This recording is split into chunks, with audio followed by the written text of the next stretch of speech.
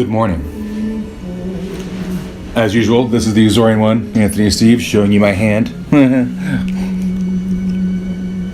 Let me just kind of tilt this up for us. There we go. A little bit. There we go. All right, I'll pull this further back. How are you? Good morning, everyone. You might notice that I don't have a coffee mug with me at the moment, and that's because I kind of already had my breakfast Sunday morning, and I was up by 5:45. That's the ones over there. Decided to wake up that time. It's great. So, been awake. We watched Hotel Transylvania. That was on, and now the boys are watching the classic Nightmare Before Christmas. Jack Skellington and his crew is currently on the screen. They're eating their breakfast. Hopefully I got some time here. Today, I will have a set topic for you. We're going to talk about one thing only. Move this guy to the side there. You might not see also that sitting to my right is my cat, our cat Cal. Yes, it is spelled the Kryptonian way, K-A-L. He's over here next to me. You can't see him right now because of this jack-o'-lantern. I know if you're in the chat room, there's a chat room bar on my end, but he's right there next to me there. Felt like sitting next to me today. Well, anyway, so I'd show you that Cal is here. He might move around, but tends to be up all night, so he's kind of sleepy probably. So he might just lay there for a bit. So, as you may have noticed on social media, I had one topic I want to talk about today. One topic only. It's Halloween related. It's very Halloween related. The jack-o'-lanterns are part of the ambiance here that I'm going for.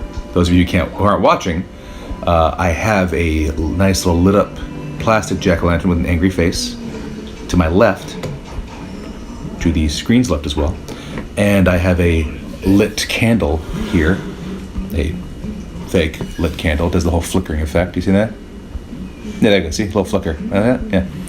That's off to my right with a fake plastic jack-o'-lantern that used to have a light in it, but the bulb went out, so not just for looks. So I'll get a bulb for him. So, today's topic, today's theme, today's entire theme of the show is one thing and one thing only. I'm showing it to the screen right now. John Carpenter's Halloween. I'm showing the camera, those of you who are just listening, my DVD 25th anniversary edition of the film. Those of you who are fully aware lately, we are at the 40th year of 40th anniversary of John Carpenter's Halloween. So I have to, catch up on my purchases. I'm gonna go Blu-ray this here, but I got this back when it came out, early 2003, yeah. And it's a lovely booklet. It's got the movie itself right there. And it's got these special features with Michael's face right there. This went over the entire history of the making of the film, what it took to make it, all that. And that's what I'm going to be doing today, is talking to you about what is my absolute favorite horror movie of all time, Halloween. I'll start it off with, I wasn't always the biggest horror movie fan. I didn't grow up a horror movie fan when I was just a wee lad. I didn't get really introduced to good horror until I saw Scream. Scream was the first horror movie I ever watched, and that one is even kind of a tongue-in-cheek poke fun at the horror genre while also being a horror movie. So Scream introduced me into horror movies, and if you've watched Scream, if you're a big fan of Scream, Manderson, I'll get to your question there in a second. If you've watched Scream, you know that this movie itself plays a big part in Scream. It's involved in the finale. It's referenced quite a few times.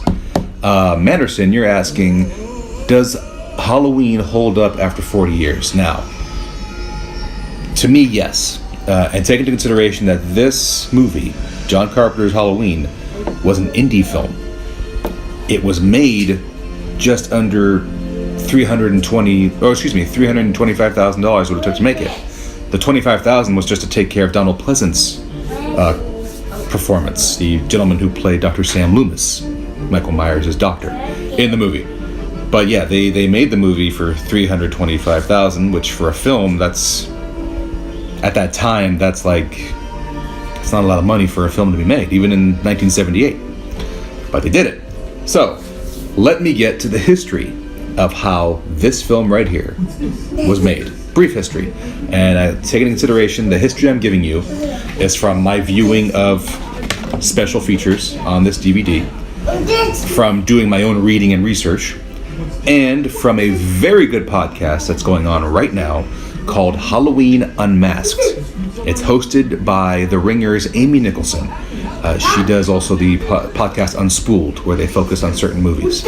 She is a fan of Halloween. So she, being that it's the 40th anniversary of Halloween, dedicated an entire podcast, 8-episode podcast, they've done 6 so far, about the entire history of this movie. How it was made, how they got the actors, the impact the movie had on the horror genre and film in general, the aspects of fear, the psychology of Michael, the females in horror movies, and the start of Jamie Lee Curtis's career. All that is in that podcast. So, if you haven't heard that podcast, after you've heard the Capeless Crusaders and Sunday Coffee, go listen to Halloween Unmasked. Even if you're not a horror movie fan, even if you're just a film fan, listen to this movie, because listen to this podcast, because it gives you a great history on this horror movie and how the movie itself has impacted film in general. So, with that said, my quick rundown of how this movie came to fruition. Horror movies before Halloween kind of always fit the same mold. It was some scary being, most likely a being that is out there, that you can't understand, that is some sort of mystic or some sort of evil being, not human, in a castle in Transylvania or way out in the middle of nowhere. I will pet you right now. She needs to be petted. Okay, that's good. No more. That's good. You're fine. So, at least in that movie was made. Correct. Fun fact by Manderson. With inflation, it would have cost Halloween $1.25 million today to make. Take into consideration. Movies don't get made for that unless it's really, really indie and you get really, really lucky. So until then, horror movies were always these beasts and creations that can't be killed way out in Transylvania or far away. The closest you even got was in early 1960s when you got the movie Psycho by Alfred Hitchcock. And even then, while Psycho was modernized, it was still a motel in the middle of nowhere that you pulled off the side of the road and used. It wasn't nearby. In comes producer Irwin Yablans, and he wants to make a horror movie. And he's got this new guy who he thinks is great, and the guy's name is John Carpenter. John Carpenter at this time had just made a short film out of college, and he had already completed Assault on Precinct 13. And Assault on Precinct 13 got rave reviews. Wasn't a blockbuster, wasn't a big hit, didn't make a lot of money, but critics loved the way it was filmed. They thought it was a great feature. So Irwin Yablans sees John Carpenter and says he wants to make a horror movie with him. He wants John to make this horror film. Taking into consideration, John Carpenter did not want to make horror movies. He wasn't a horror movie fan. The guy wanted to make westerns, but someone's offering him a job and he wants to take it. So they want to make a horror movie. And Irwin Yablans is the one who comes up with the idea of a crazed psychopathic killer who is roaming a suburban town killing babysitters. And the original title was going to be The Babysitter Murders, which that phrase is referenced throughout the franchise. That was the original title.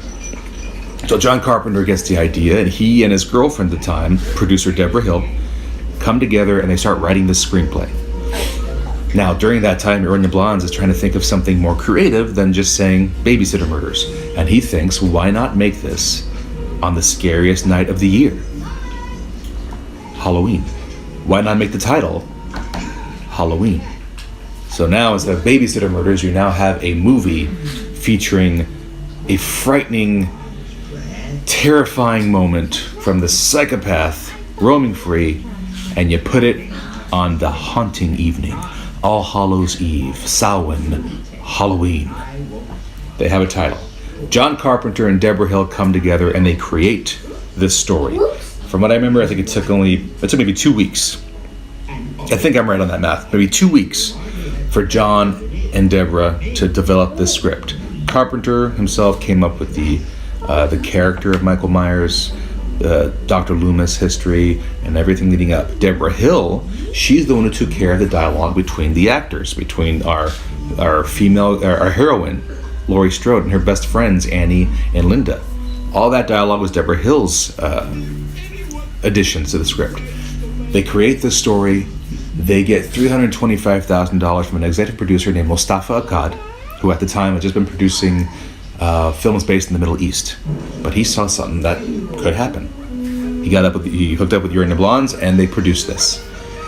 They got this unknown actress named Jamie Lee Curtis. The only thing she has to her fame, besides a few TV minor roles, is she is the daughter of Hollywood royalty, Tony Curtis and Janet Leigh. Now think about it. Tony Curtis, Spartacus, big name. Janet Leigh, big name. She was the unlucky woman in the shower in Psycho. So they just landed the daughter of not only Hollywood royalty, but someone who's had their foot in the horror franchise. She was in one of the greatest ones of all time at that time, Psycho. Why not take Jamie Lee Curtis? But it wasn't just that. Carpenter saw more to her. She looked like a girl you would know just down the street, someone you lived near, a small town girl living in a lonely world. Whatever. They start going, they make this film, and it's guerrilla filmmaking. It's not a big production. $325,000, and $25,000 of that $1,000 is going to Donald Pleasence for the Dr. Loomis role, which I think took him 10 days to film. That's a good paycheck at that time, especially. They make this film. It's Carpenter with his rig. It's his buddies. Nick Castle, his directing college friend that I've known forever, does John a solid, and he plays Michael Myers. To this day, he is, of course, the most remembered version of Michael Myers. And it was simply a solid he was doing for a buddy of his. Nick Castle went on to become a big director. Look up his name, you'll find out what he's done, and you'll be like, Nick Castle did that? Nick Castle did that. Michael Myers did that. Movie was made, John Carpenter got on the score, created the music. That's John Carpenter musical greatness. Just adding to the epicness of this film. What we got was called the best horror movie of all time. It hit theaters. It was the biggest independent film success ever. For a movie that cost $325,000 in '78, it made $40 million. That's big. It held that title for 20 years as the biggest independent film box office in history. Those of you wondering the movie that broke it? The Blair Witch Project in '98. So for 20 years, this film right here is the Bible of horror movies. It is the biggest moneymaker. When you go to Rotten Tomatoes, and they still break down reviews from past movies that were around before there ever was Rotten Tomatoes, this movie sits at 93%. 93% for a horror movie.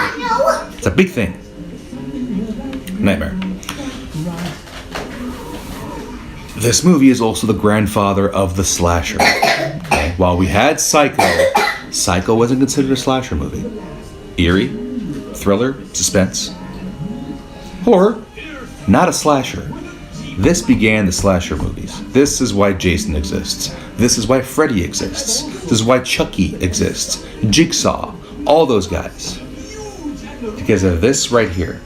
And the funny thing about it, in Halloween, there's not a lot of gore. There's not a lot of murder compared to today's movies. There's just a lot of suspense. And now we're going to go into why I love this movie so much. I love this movie so much because it felt more than just your typical horror movie that we're used to today. Now, I didn't grow up on this film. I came about this film when I thought that horror movies were just about blood and guts and jump scares. You know what's not about just blood and guts and jump scares? John Carpenter's Halloween. You get 2 jump scares in this movie, and they're not even the actual killer doing the scaring. They're They're fake outs. They're Laurie getting surprised by the sheriff who's saying hi to her. They're a piece of a windowsill going through a window and scaring Dr. Loomis. It's nothing Michael does. What makes this movie so great is the anticipation of what's to come. You spend 50 minutes knowing Michael is around, knowing Michael's watching, but you don't exactly know where he's at all the time. And you're waiting for it, the build-up. You're learning about the characters. You're actually caring about the characters of Laurie, Annie, and Linda, Sheriff Brackett, Dr. Loomis. Empathy is building with these characters you're watching. Many slasher films don't do that. A lot of them, and I'm gonna be honest with you. Jason, Freddy, respect to them as icons in the industry. But those movies did not do, in my opinion, what this movie did. They didn't make you care about the characters at all. You kind of just went into those movies wanting to see the killer kill. In this, you actually give a damn about Laurie and her friends. You actually give a damn about Dr. Loomis. They made you learn the characters, learn the city of Haddonfield before Michael unleashes his reign of terror. That's why I like this so much. The story of Michael Myers. You have no clear-cut reason as to why he's evil. Now, yes, the Halloween 2 sequel in 81, the sequels that were made in the late 80s and 90s, Halloween 4, 5, and 6, they came up with these explanations of why Michael's evil. He's Laurie's sister. He has this cult that controls him and has him always come out on Halloween night because he's here for the harvest to clean up, because it must happen every Halloween. If you go through Rob Zombie's reboots of the film, Michael had a bad childhood mixed in with an evil that was already brewing inside him. And when you got to Rob Zombie's sequel, turns out his mother's spirit was controlling him and telling him what to do. Sounds a lot like Jason. Rob, I respect you, love your music, enjoyed your first Halloween. That second one, though, man, I can't get on board with that one. Love the cast, but don't. That second one, man, good try. No, first one much better than that second one. But what makes Michael so scary to me, so appealing as a horror character, is the fact that you don't know why he's evil. You don't know. There's no explanation. He's a force of nature. He's an unexplained, chaotic, evil force of nature that kills whatever is in his path because it must be done. Why? We don't know. Don't have no clue why. That's the point of the story. You can't figure this out. There's no equation as to why Michael is evil. There's no explanation to why Michael is evil. He simply is. Compare it to Heath Ledger's Joker. You don't need a backstory. It's what makes him scarier. You don't know why he's the way he is. He's not going to tell you the way he is. He's giving you fake stories as to why he's the way he is, just to make you kind of appeal for him right before he kills you. Michael doesn't even give you that. Michael hasn't said a word since he killed his sister when he was 6 and put into an insane asylum. Not a word has been spoken by that man until 1978, when he breaks out the night before Halloween and he goes back home to continue what he began as a young boy. That, freaky, like the Billy Loomis character in Scream, it's so much more scarier when there isn't a motive. You don't know why Hannibal Lecter killed people. You don't know why. You don't know why Norman Bates wanted to kill people and protect his mother. He just did. You don't know why Michael killed his sister at age 6 and why he continues to want to kill on this day. He just does. That's what makes me appeal to the story so much.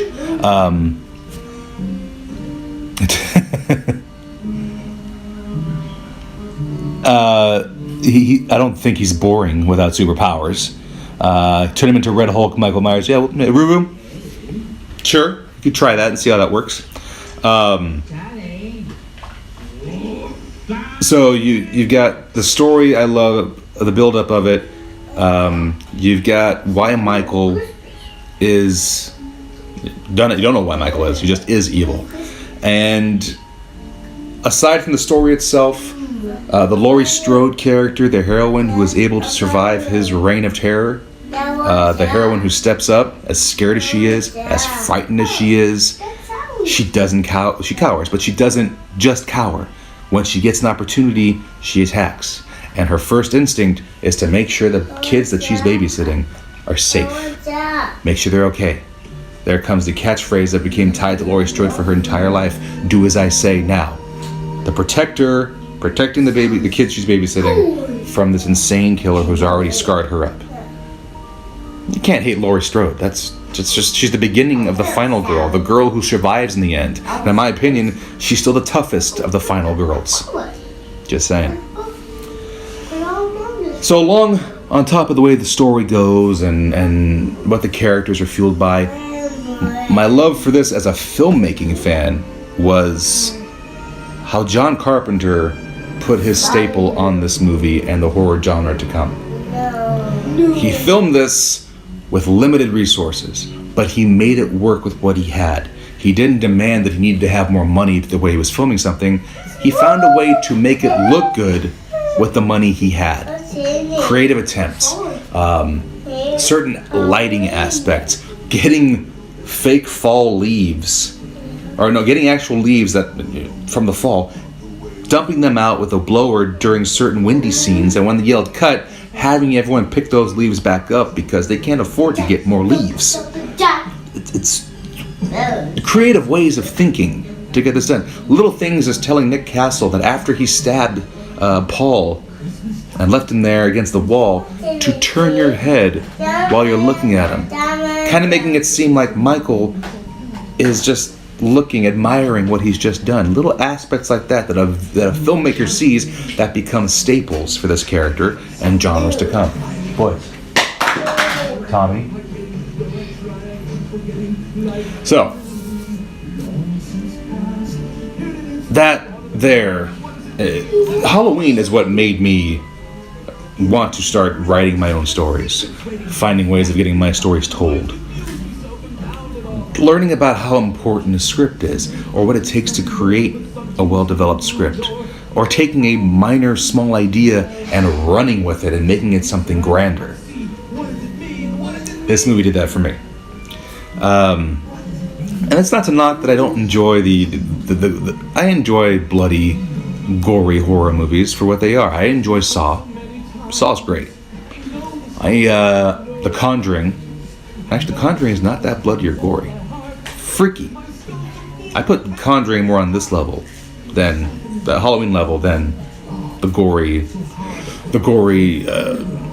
torture porn, as some people call them. Hostel. I even kind of enjoyed Hostel, and that was freaky and bloody and gory as hell. But I enjoyed that. But to me, if all you have in your horror movie is blood, gore, and jump scares, you're making a B-movie thing that's going to be made for like late 2000s Netflix. You remember those days when Netflix only had like B-movie horror movies? Like you had 2 good horror movies and then everything was B-movie.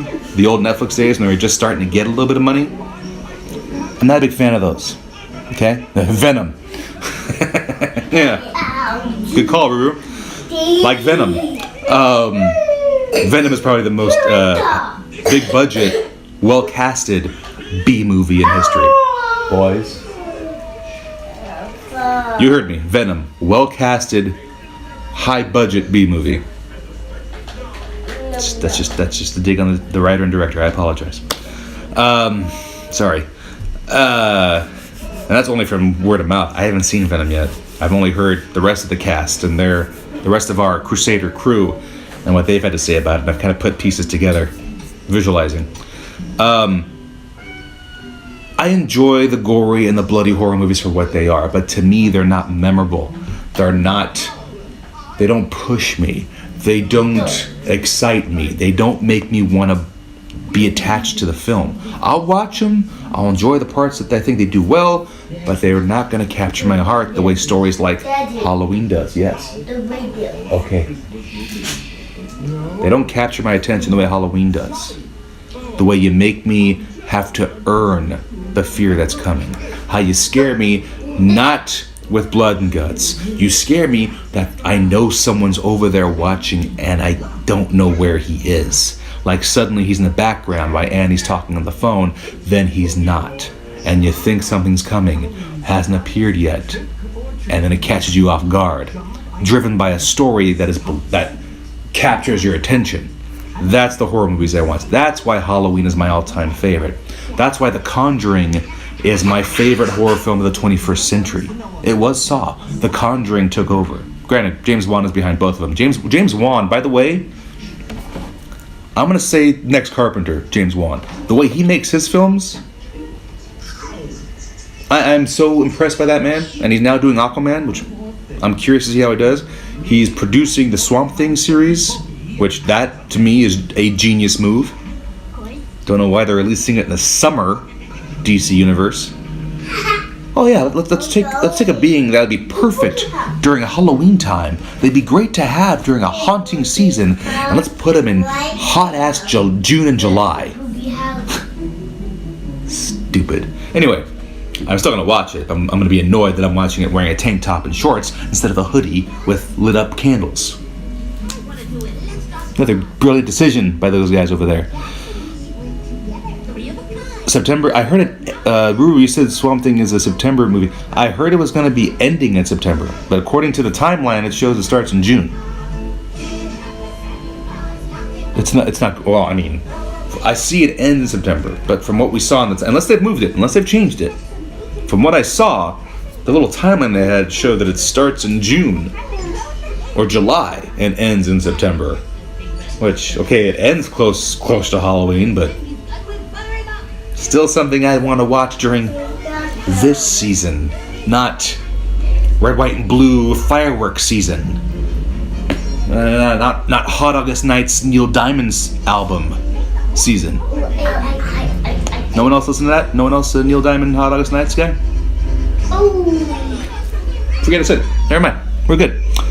They should move it. It should be a fall series, but they're not doing that. You're just getting jealous. Look, the boys are watching Nightmare Before Christmas. Daddy's doing a show, okay? I'm going to pitch you when we're done. You can't keep doing this, okay? Come on.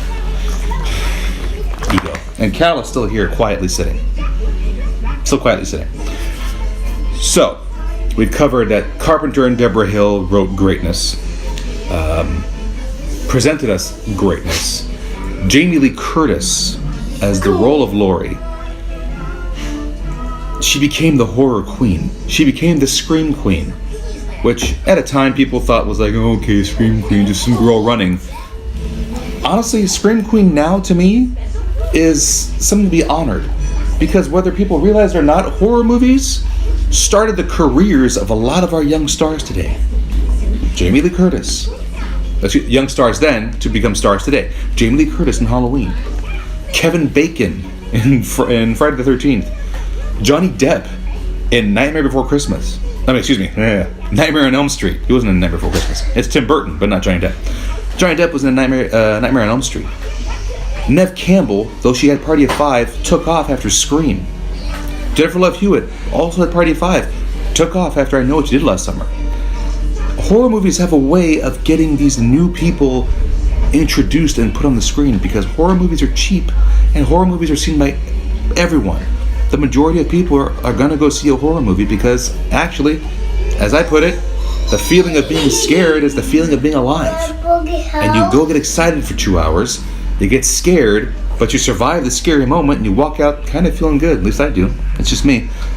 Citing the Joy of Fear episode of Halloween Unmasked. Listen to that episode. We'll explain what fear is. And you know it's my phone. Thank you. Man, what do we got? I'm pretty old. Manderson's, I'm pretty old. I'm 36. Okay, I'm not 50. I'm 36. Ridiculous. The Nightbot just commented. Yes, Neil Diamond did say that everywhere around the world they're coming to America because of horror movies. Could be. There's some horror directors who weren't born here. They came here. They made horror movies. Guillermo del Toro. Case closed. Neil Diamond called it. Is the America song on Hot August Nights though? I don't think he sung it yet. The Hot August Nights was a '70s album, and I want to say the jazz singer, which the song America is featured in, was 80, 84, early '80s, and Hot August Nights is '70s, so no America yet, but good addition in there.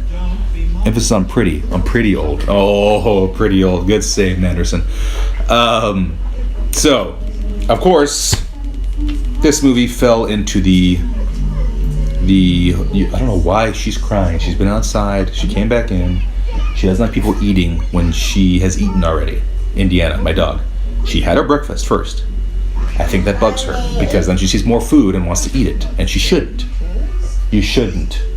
I'm just saying. They had donuts. You can't have that. He's sleeping because he's up all night meowing. It's great. I'm not tired at all. Halloween gave birth to the slasher franchise, slasher genre.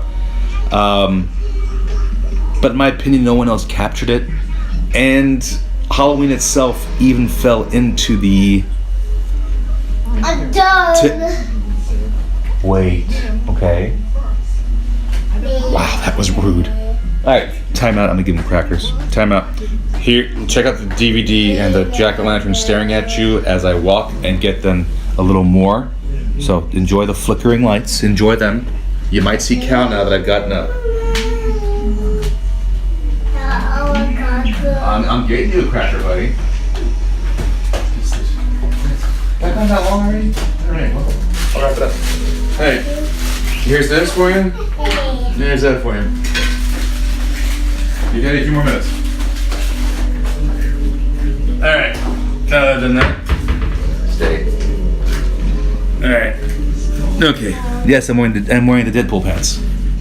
The Deadpool pants are on. Alright, so Halloween did fall into the slasher trap of cue Halloween theme as I walk away. I should have said I'd be right back. That's what I should have said. I should have cited Scream and said I'd be right back. One of the rules you don't say in a horror movie. Roll back the footage and see if I did say it. I don't remember. If someone starts walking up behind me, just go with it, because I'll go with it, because I really want to sell the moment. The Halloween sequels, which John Carpenter was not involved in, he did not want to make a sequel to Halloween, but contractually he had to. So they wrote the Halloween 2 sequel in 1981. He wrote it in one day with a 6-pack of beer. So you can see how happy he was about making the sequel. No one was really happy about doing it. They wanted to leave it where it was, but contractually they had to do it. And because of that movie, we ended up getting a franchise. And 4, 5, and 6, Halloween, The Return of Michael Myers, Halloween, The Revenge of Michael Myers, and Halloween, The Curse of Michael Myers. They're enjoyable marathon films. I'll watch them when AMC is like rolling through them. It was the birth of Danielle Harris's career as an actress. She played little Jamie in Halloween 4 and 5. She went on to become a horror princess.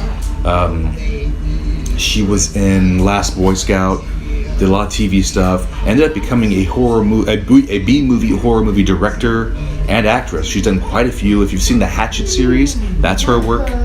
And she ended up being in Rob Zombie's reboot of Halloween in both films. She played Annie. So there's some great elements that come out of the Halloween sequels. Danielle Harris being one of them. Donald Pleasance continuing his performance as Dr. Loomis. And if there's any strength in those Halloween sequels, 4, 5, and 6, it's Donald Pleasance's commitment to being Dr. Loomis, because he loved playing the character, and his parts are awesome. It just gets into the point, those movies where you don't care about the characters anymore. Besides Danielle Harris's character, Jamie, everyone else is like, we're just here to have Michael. They're just ammunition for Michael. So you can just kill on screen. It doesn't have the special that this had. Then they had Halloween H2O, where they brought back Jamie Lee Curtis. That one was good. Still with its weaknesses, but good. Halloween Resurrection, we will never talk about Halloween Resurrection. That one thought it was cool to just kill Jamie Lee in the first 10 minutes. Oh, yay. Yeah, that's cute. And then just make another movie without the character and put Busta Rhymes in a Michael Myers costume and talk smack to the actual Michael Myers. I love Busta Rhymes. He should never done this movie. Oh, His resurrection is like Godfather Part 3. It never happened. No one wants that one. If you buy the Blu-ray collection, you burn Halloween Resurrection. Okay? Yeah. Come here. It's a rule. At least Halloween 6 gave us Paul Rudd's film debut. We got Kunu in Halloween 6. At least it had that. Okay? That's right. Paul Rudd's debut was Halloween 6, The Curse of Michael Myers. He was in Clueless. Clueless was released first, but Halloween 6 was filmed first. So, that's his film debut. Good old Kunu. Scott Lang. So, with that said, you now know a little bit of history on Halloween. A little bit of why I love the movie so much. Scream was my horror movie best friend who introduced me to my horror movie love of my life. There you have it. So Scream introduced me to Halloween. So thank you, Scream. Directed by Wes Craven. There's why I love the movie so much. Case in point, to bring this to a close, Halloween that came out this weekend, the 40-year anniversary sequel to the first movie. So basically, pretend all the other sequels and reboots never happened. And the one that came out this weekend as a direct sequel to the first movie, with Jamie Lee Curtis in it, opened to rave reviews. It's certified fresh on Rotten Tomatoes at like an 85%. It is the highest rated of all the sequels, just below the 93% of Halloween, John Carpenter's Halloween. But the new one is at 85%. It was slated to have made anywhere between 70 to 80 million this weekend. I have not checked the box office results before I got on the air. But the last story I read, it was going to make in between 70 and 80 million. That is more than the first movie, of course. Granted, it was 1978. That means it's the highest opening for the entire franchise, even the Rob Zombie reboots. And the new film only cost $10 million to make. It only cost $10 million. $10 million to make, and you've made 70 to 80 million your opening weekend. So, I'm going to say success. Success. Rave reviews, 85%. 70 to 80 million opening weekend. There it is, 77.5 million opening weekend for Halloween. Thank you, Ruru. Is that take it? That's domestically? That's U.S. domestic? I don't know if it opened worldwide yet, but okay, boys. Thank you. I don't know if it opened worldwide yet, but I believe that 77 million is just domestic. If that's accurate, that's amazing. Yes. All done. Okay, wait. All done. All done. 77 million. If that's domestic, that's amazing. For a movie that cost 10 million. So, that's astounding. Now, there's sequel talk. Without me spoiling it, the movie ends in a way where you could leave it where it's at and it's good, or you could continue with a sequel. 91.8 million worldwide. Thank you, Ruru, for the info. Thank you. 91.8 million worldwide. That's massive. Wow. So excited right now. Anyway, you could have a sequel. I just don't want it to happen. I would love for this movie to be the end of it. It ends the Laurie Strode story. It ends the story that started 40 years ago. It has a good ending to it to where you could leave it where it's at. Just be done. I know it's not going to happen because the studios want to continue the horror franchise and kill it. I know. I just really don't want them to. I want to scream at them, the studio, every day saying, don't do it. Make something else. Don't continue it. End it here. They're not going to listen to me. I know. They're gonna make a sequel. I've already heard that Danny McBride and David Gordon Green are not involved in the sequel. Those of you who didn't know, yes, Danny McBride and David Gordon Green wrote this screenplay. Yeah, the Your Highness, this is the end guys. They wrote this. Pretty good. But I've already heard they're not going to do a sequel. They don't want to be a part of the sequel. And what's the beginning to end a horror franchise? When the original geniuses who made it don't want to be a part of the franchise later on.